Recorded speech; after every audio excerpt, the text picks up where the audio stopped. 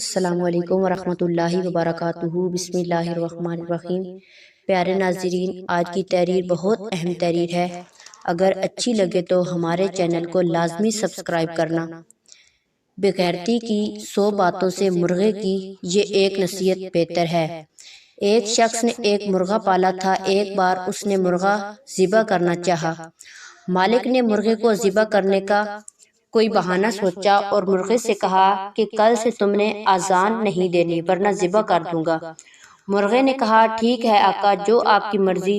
صبح جو ہی مرغے کی اذان کا وقت ہوا تو مالک نے دیکھا کہ مرغے نے اذان تو نہیں دی، لیکن حسب عادت اپنے پروں کو زور زور سے پھڑپھڑایا۔ مالک نے اگلا فرمان جاری کیا کہ کل سے تم نے پر بھی نہیں مارنے ورنہ ذبح کر دوں گا۔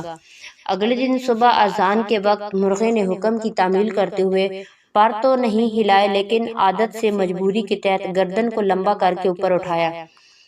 مالک نے اگلا حکم دیا کہ کل سے گردن بھی نہیں ہلنی چاہیے۔ اگلے دن اذان کے وقت مرغا بالکل مرغی بن کر خاموش بیٹھا رہا۔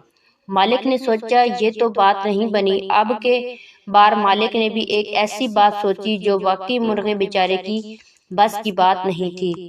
مالک نے کہا کہ کل سے تم نے صبح انڈا دینا ہے ورنہ ذبح کر دوں گا۔ اب مرغے کو اپنی موت صاف نظر آنے لگی اور وہ بہت زار و قطار رویا۔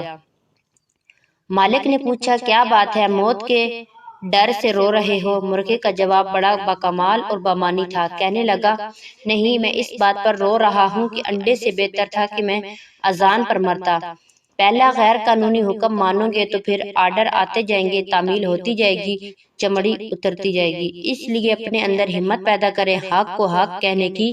کیا ہم متحد ہو کر اپنا حق نہیں لے سکتے؟ جس طرح مہنگائی بڑھ رہی ہے اسی طرح ہم کمزور پڑتے جا رہے ہیں۔ ہم یہ کیوں نہیں کہتے ہم اس فیصلے کو ہی نامنظور کرتے ہیں، یا یہ کہیں کہ ہم ایمان کی طاقت سے بالکل محروم ہو چکے ہیں۔